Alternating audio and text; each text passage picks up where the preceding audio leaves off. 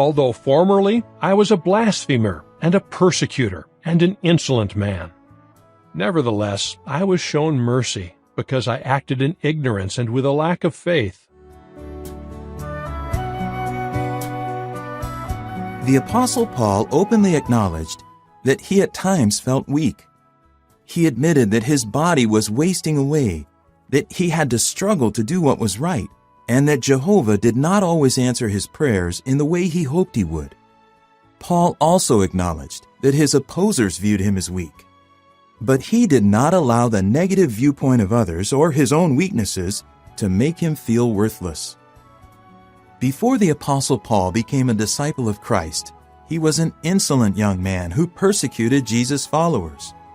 Jesus himself stopped Paul, then known as Saul, from terrorizing the Christian congregation.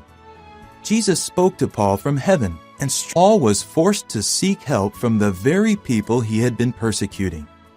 He humbly accepted assistance from a disciple named Ananias, who restored Paul's sight. Paul later became a prominent member of the Christian congregation, but he never forgot the lesson Jesus taught him on the road to Damascus. Paul remained humble, and he willingly accepted the help of his brothers and sisters. He acknowledged that they were a strengthening aid to him.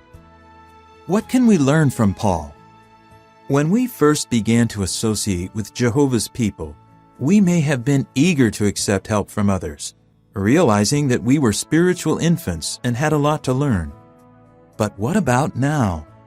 If we have been serving Jehovah for many years and have gained a lot of experience, we may not be as ready to accept help, especially if it is offered by someone who has not been in the truth as long as we have.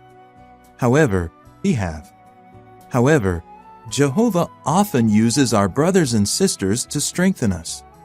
We must recognize that fact if we are to gain the power that Jehovah supplies. May all of us imitate Paul. 1. By relying on Jehovah. 2. By learning from Bible examples. And 3. By accepting help from fellow believers. Then, no matter how weak we may feel, Jehovah will make us powerful. Powerful.